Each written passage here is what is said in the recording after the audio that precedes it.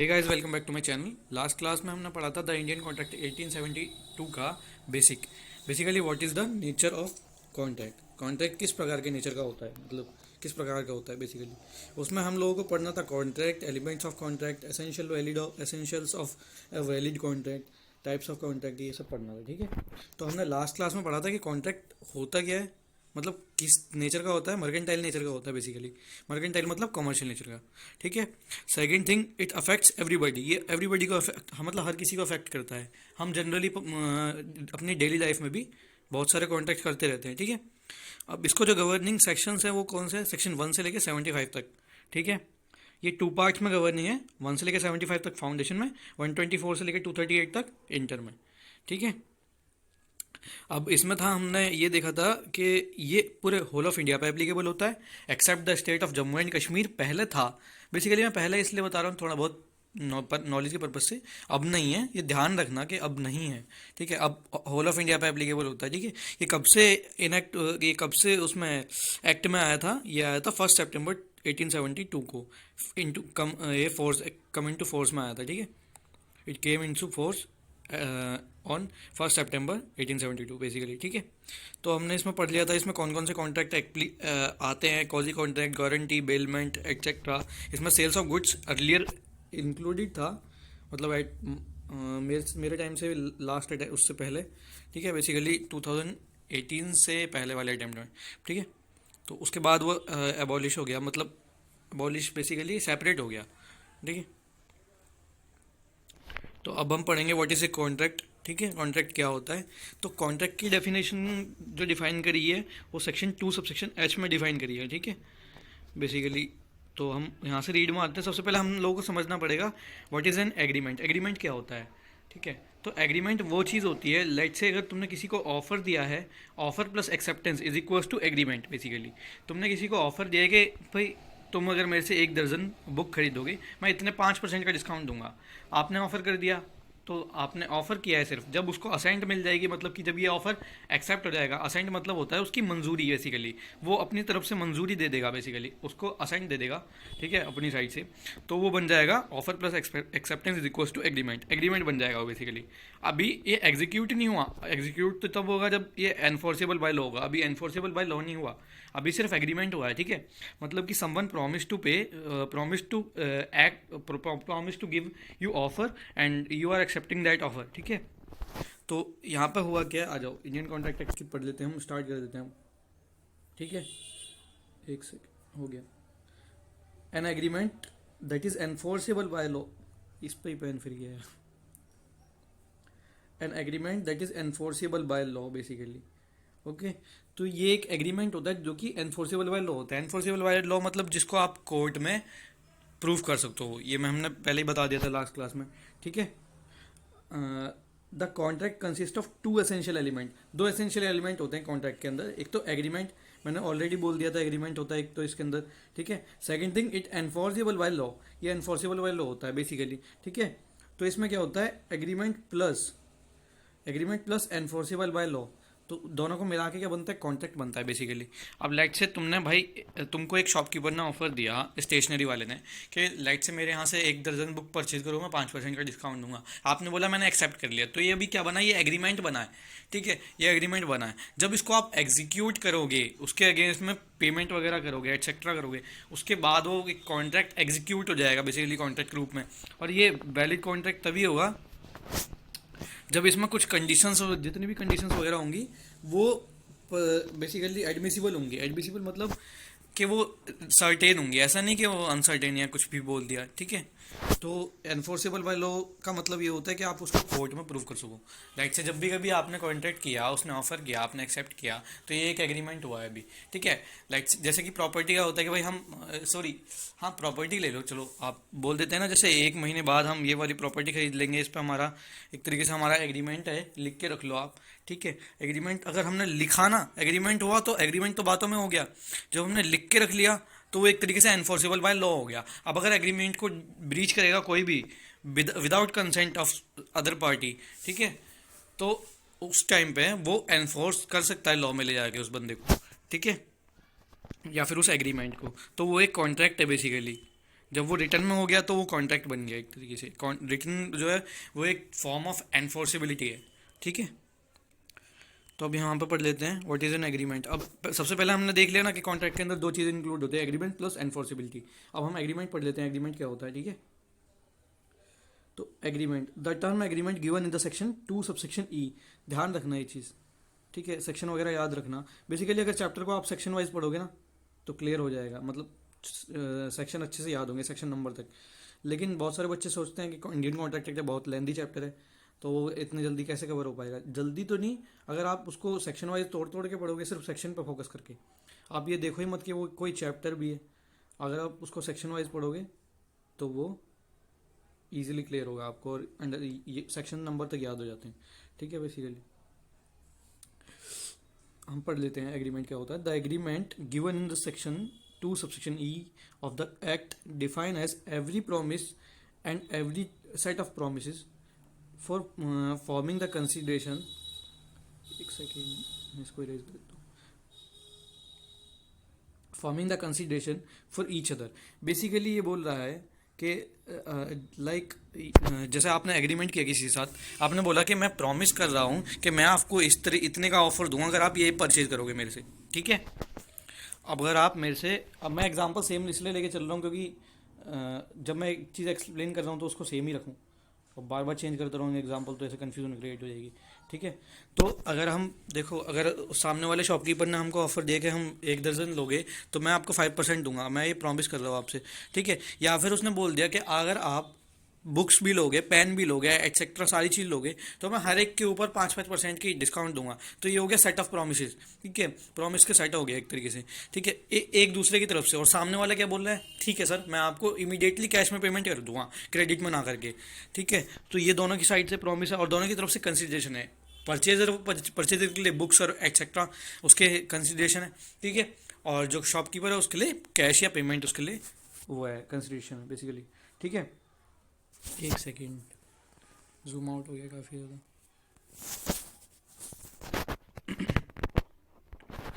ठीक है। To have an insight into the definition of the agreement we need to understand what is the promise। अब हम promise देख लेते हैं, promise क्या होती है, ठीक है। अब यहाँ से देख लेते हैं promise क्या होते हैं। promise डिफाइंड है सेक्शन 2 सबसेक्शन बी के अंदर, ठीक है। अगर याद कर हो तो कर लेना, वैसे सेक्शन याद करना मैंडेटरी नहीं है अभी फाउंडेशन के लिए, बट बिगिनिंग से आदत डलेगी तो इंटर और फाइनल तक भी सेक्शन याद होने की आदत बन जाएगी, ठीक है। Section 2 subsection b defines promise as when the person to whom the proposal is made signifies his assent thereto, the proposal is said to be accepted, the proposal is said to be accepted, proposal when accepted becomes a promise। अब basically यहाँ पे बोल क्या रहा है, आप लोगों को लगेगा कि ये क्या बोल दिया इसने, ठीक है। तो अभी हम एक बार मैं एक्सप्लेन कर देता हूँ इसको, ठीक है। अब यहाँ पे बोल रहा है when the person to whom proposal is made, जिसके लिए प्रपोजल बनाया गया है, जब वो पर्सन, ठीक है, जो वो पर्सन अपनी असेंट दे देगा, सिग्निफाइज हिज असेंट मतलब अपनी असेंट दे देगा, ठीक है, there to the proposal is set to be accepted. तो प्रपोजल क्या कहलाया जाएगा, प्रपोजल कहलाया जाएगा कि वो एक्सेप्ट हो चुका, ठीक है, मतलब प्रपोजल एक्सेप्ट हो गया बेसिकली, ठीक है। तो ये फिर प्रपोजल व्हेन एक्सेप्टेड, जब ये प्रपोजल एक्सेप्ट हो जाएगा इट बिकम्स प्रॉमिस, वो प्रॉमिस बन जाएगा। बेसिकली ये सिंपली ये बात बोल रहा है कि लेट से अगर मैंने कोई प्रपोजल दिया है और सामने वाले ने उसके लिए असेंट दे दी तो ये प्रपोजल क्या हो गया, ये एक्सेप्ट हो गया, एक्सेप्ट कर लिया, उसने बोल दिया कि मैं एक्सेप्ट कर रहा हूँ, कह के बोल दिया, मतलब उसने बोला तो इसका मतलब उसने असेंट दिए, ठीक है। अब सेकंड थिंग क्या है, इसमें बोल दिया प्रपोजल व्हेन एक्सेप्टेड, जब प्रपोजल एक्सेप्ट हो जाएगा तो वो क्या बन जाएगा, प्रॉमिस बन जाएगा। तो हम प्रॉमिस क्यों बन गया, मैंने उसको बोला कि भाई 5% का डिस्काउंट दूंगा, उसने बोला okay I will accept that, ठीक है। तो इन दोनों ने एक दूसरे को प्रॉमिस कर दिया ना इनडायरेक्टली, सॉरी एक्सप्रेसली, ठीक है। अब सेकंड, अब देख लेते हैं the following points emerge from the above definition. ऊपर वाली डेफिनेशन से फॉलोइंग पॉइंट्स निकल के आए हैं, ठीक है। बेसिकली इन्होंने रिकॉल करने के लिए या फिर किसी भी तरीके से आप बच्चों को रिकॉल हो जाए उसके लिए बना दिया है, ठीक है। When the person to whom the proposal is made is signifies his assent on that proposal which is made to him. देखा कितना अच्छे से एक्सप्लेन कर रखा है, अगर सेल्फ स्टडी भी करोगे तो भी अच्छी बात है, ठीक है, कोई दिक्कत नहीं, ठीक है। On that proposal which is made to him, the proposal becomes accepted. अब वही वाली बात बोल दी इसने, जब when the person to whom the proposal is made, जिसके लिए प्रोपोजल बना गया है, अगर वो अपनी असेंट दे देता है तो जो प्रोपोजल है वो बिकम्स एक्सेप्टेड, वो एक्सेप्टेड हो जाता है। अब वो एक्सेप्टेड होने के बाद वो क्या बन जाता है, becomes proposal, it becomes promise. Basically जो एक्सेप्टेड प्रोपोजल है वो प्रॉमिस बन जाता है, सॉरी। ओके, ठीक है, आगे देख लेते हैं अब हम। अब एग्रीमेंट क्या होता है, एग्रीमेंट होता है ऑफर्स प्लस एक्सेप्टेंस। मैंने ऑलरेडी ये इक्वेशन बोल दी थी आपको, ऑफर प्लस एक्सेप्टेंस। लाइक से मेरे लिए कोई ऑफर आया, मैंने उसको एक्सेप्ट कर लिया, it becomes promise from both side, ठीक है। Enforceability by law. अब ये एनफोर्सिबिलिटी बाय लॉ का मतलब क्या होता है, वैसे ऑलरेडी मैं बता तो चुका हूँ एक दो बार, बट इसमें लिखा हुआ है तो उसको रीड भी कर लेते हैं एक बार, ठीक है। An agreement becomes a contract must give rise to the legal obligation which means duly enforceable by law।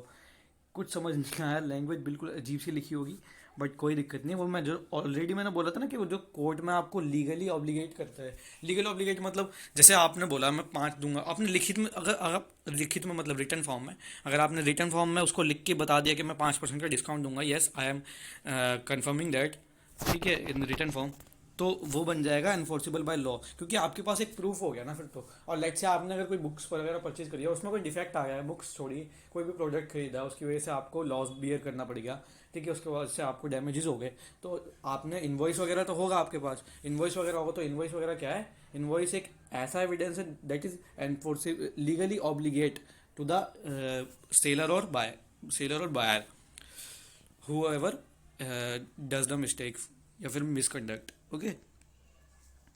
अब कॉन्ट्रैक्ट क्या होता है, एग्रीमेंट पढ़ लिया, एग्रीमेंट क्या होता है, एक सेकेंड, हाँ, एग्रीमेंट होता है ऑफर प्लस एक्सेप्टेंस। अब यही क्या हो जाएगा, ये हो जाएगा आपका ऑफर प्लस एक्सेप्टेंस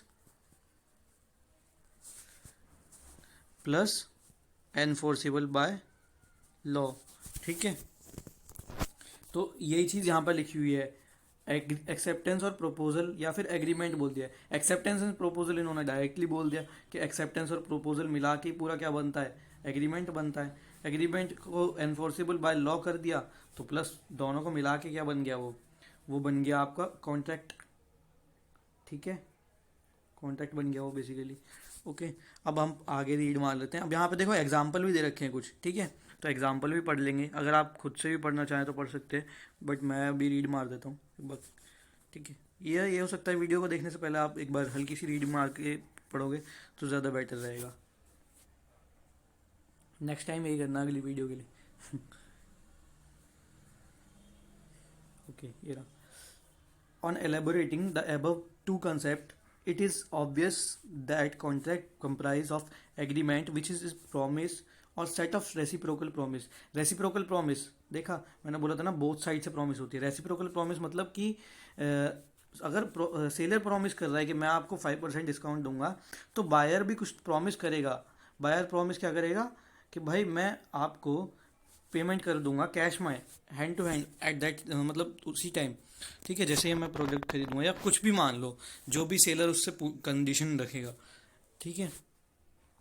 इसी तरीके से that a promise acceptance of a proposal giving rise to the binding a contract. Basically binding a contract, binding मतलब ये होता है एक दूसरे को बाउंड करते हैं, ठीक है।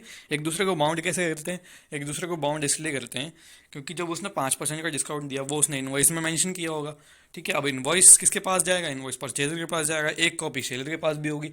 अब लेट से अगर बायर कुछ ब्रीच ऑफ कॉन्ट्रैक्ट करता है या फिर समथिंग एल्स करता है, एग्रीव्ड पार्टी इस केस में कौन होगा, सेलर होगा। एग्रीव्ड मतलब जिसके अगेंस्ट में डिफॉल्ट हुआ है, तो यहाँ पर सेलर के अगेंस्ट में डिफॉल्ट हुआ है, क्योंकि बायर क्या कर रहा है, बायर प्रोडक्ट तो लेके जा रहा है, प्रोडक्ट पैकिंग में था, प्रोडक्ट टूटा हुआ नहीं था, बट बायर को लगा कि सेलर को तो नहीं पता होगा, तो उसने तोड़ दिया, बोल लेके आ गया मेरे पैसे वापस कर दो, ठीक है। तो यहाँ पे बायर ने मिस्टेक्स करी है, मिसकंडक्ट किया है, तो यहाँ पे एग्रीव्ड पार्टी सेलर है, ठीक है।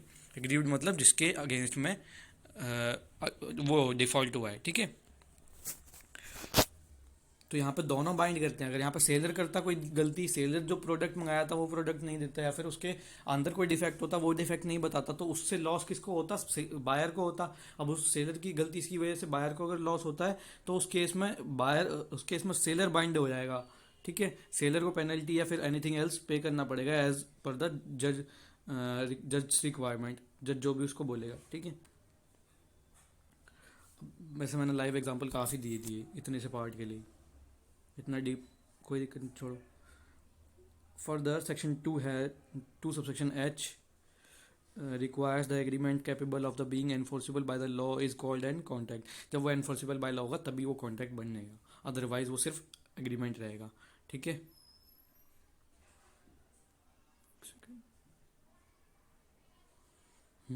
ठीक है। Where the parties have made a binding contract, they created rights and obligation between themselves. Obvious ही बात है, rights and duties and obligation वगैरह मैं कल बता चुका था। बेसिकली अब जब इनवॉइस उसके, अब जब वो एग्रीमेंट का ऑफर को एक्सेप्ट कर लेगा तो उसका राइट है कि वो प्रोडक्ट ले सकता है। जब वो पेमेंट, अगर मान लो बायर है, बायर ने पेमेंट कर दी, उसके बाद प्रोडक्ट भी तो लेने का उसका राइट है ना। ठीक है। एंड ये किसकी ऑब्लिगेशन है? ये ऑब्लिगेशन बन जाती है सेलर की कि उसको प्रोडक्ट वापस देगा। ठीक है। इसी तरह से एक सेकेंड,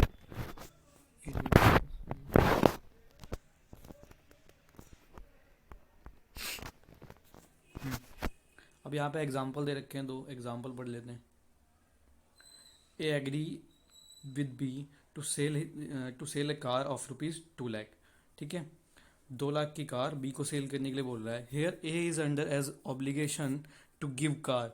ए क्या है? एक ए ऑब्लिगेशन में है कि उसको कार देनी पड़ेगी अगर बी ने उसको पेमेंट कर दी है तो। ठीक है। अब यहाँ पे बी क्या है? B has the right to receive the card. B के पास राइट है वो कार्ड रिसीव करे on the payment of ₹2 lakh. मैंने बोला था ना, पेमेंट अगर उसको होगी तभी उसका ऑब्लिगेशन बनेगा ए के लिए। ठीक है। और बी अगर पेमेंट कर देगा तो उसका राइट है कि वो कार ले सकता है। ठीक है। And also B is as under obligation to pay ₹2 lakh. B 2 lakh देने की भी ऑब्लिगेशन में अगर ए उसको कार दे देता है। And A has a right to receive ₹2 lakh. A के पास राइट है ₹2 का। बेसिकली ₹2 लाख को रिसीव करने का राइट है ए के पास।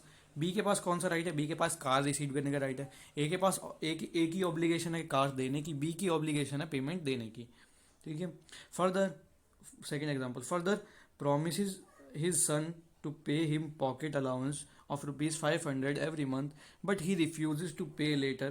The son cannot recover the same in the court of law as this social agreement.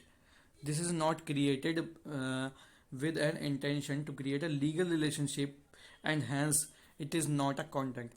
Basically ये कोई कॉन्ट्रैक्ट नहीं है। क्यों कॉन्ट्रैक्ट नहीं है? क्योंकि यहाँ पे फादर जो है ना, बेसिकली एक सेकेंड, हाँ, ये सोशल एग्रीमेंट है। लाइट से क्या, ये तो आपने लाइव एग्जांपल भी पढ़ा होगा, मतलब देखा होगा कि जब आपके फादर वगैरह आपको पॉकेट मनी पे करते हैं तो समटाइम्स ये होता है कि वो किसी मंथ की नहीं पे कर रहे। उन्होंने बोला था कि मैं तुमको अपनी सैलरी जिस दिन आएगी मैं उसी दिन पे कर दूंगा, बेसिकली प्रोवाइड कर दूंगा तुमको पॉकेट मनी। बट उन्होंने मना कर दिया, कह दिया कि इस बार मेरी सैलरी लेट आई है। तो इसका मतलब ये नहीं है कि उन्होंने ब्रीच ऑफ कॉन्ट्रैक्ट कर दिया या फिर एनीथिंग एल्स कर दिया। ठीक है। तो ये बेसिकली सोशल एग्रीमेंट है, ये कॉन्ट्रैक्ट है ही नहीं, that is not enforceable by law. Okay. Second thing, okay okay okay, हो गया ये तो। Okay, next slide. हाँ, so law of contract deals with only such legal obligations which are resulted from the agreement, जो कि agreement से result करती है। Such obligation must be contractual in nature. However, some obligation are outside the purview of the contract. ठीक है। कुछ obligation outside the purview of the contract भी हो सकती है, लॉ ऑफ कॉन्ट्रैक्ट भी हो सकती है। ठीक है। और कुछ such obligation must be contractual in nature. Basically contractual in nature होनी चाहिए ऑब्लिगेशन। जैसे कि हमने पहली वाली उसमें देख लिया, उसमें एक कॉन्ट्रैक्ट एग्जीक्यूट हुआ था तभी वो ऑब्लिगेशन में आ रहे थे। ठीक है। वो कॉमर्शियल कॉन्ट्रैक्ट बोल लीजिए आप, या फिर एनीथिंग एल्स बोल दीजिए, बिजनेस नेचर का कॉन्ट्रैक्ट बोल लीजिए, कुछ भी हो गया बाहर का कुछ भी। ठीक है। बट वो सोशल एग्रीमेंट नहीं होना चाहिए। ठीक है। उसमें एनफोर्सेबिलिटी होनी चाहिए, जैसे कि हमने प्रीवियस एग्जाम्पल में पढ़ा था। ठीक है। अब यहाँ पे देख लेते हैं, जहाँ पे जो नीचे एग्जाम्पल दे रखे हैं, obligation to maintain wife and children, an order to an order of the court of law etcetera. These are the status obligation and so out of the scope of the contract act. Basically ये एक लीग ये एक status obligation है। Status obligation मतलब कि यार family को पालने के लिए जब आपके पास पैसे ही नहीं होंगे तो आपने शादी क्यों करी। बेसिकली कोर्ट भी अगेंस्ट होता है इसके। कोर्ट भी बोलता है कि वाइफ को तुम पर मंथ पे करोगे ही करोगे अगर कभी भी डाइवोर्स की सिचुएशन होती है या फिर एनीथिंग एल्स कोई भी केस होता है, ठीक है। तो कोर्ट ऑब्लिगेट करता है क्योंकि ये सोशल स्टेटस ऑब्लिगेशन है, ठीक है, एक हस्बैंड की कि वो अपनी वाइफ को पे करेगा ही करेगा। अपने पेरेंट्स को पालने के लिए वो अपने पेरेंट्स के ऊपर खर्चा करेगा ही करेगा, ठीक है। नहीं करेगा तो फिर तो फादर उन कहलाने लायक नहीं, ठीक है, बेसिकली। तो इसीलिए ये बट कॉन्ट्रैक्ट एक्ट के अंदर नहीं आता, ठीक है। कॉन्ट्रैक्ट एक्ट के अंदर एक म्यूचुअली एग्रीड कॉन्ट्रैक्ट होने चाहिए। बट ये क्या है, ये एक इम्प्लाइड कॉन्ट्रैक्ट है बेसिकली। स्टेटस ऑब्लिगेशन एक इम्प्लाइड कॉन्ट्रैक्ट है, ठीक है। फादर को आपसे लिखित में करने की ज़रूरत नहीं कि मैं अपने बच्चे को पालने के लिए ये करूँगा, या फिर फादर को अपनी वाइफ के साथ कॉन्ट्रैक्ट कर मतलब बेसिकली हस्बैंड को अपनी वाइफ के साथ कॉन्ट्रैक्ट करने की ज़रूरत नहीं है कि वो अपनी वाइफ के लिए इतना सब कुछ पे करेगा या फिर एनीथिंग एल्स, ठीक है। या उसके घर में अपने घर में रखने के लिए कुछ करेगा, खर्चा वगैरह करेगा, तो उसको एग्रीमेंट लिख के करने की ज़रूरत नहीं है, ठीक है। अब difference between agreement and contract देख लेते हैं। ये अगर आप खुद भी रीड्स कर सको तो कर लेना, सिंपल है वैसे बेसिकली।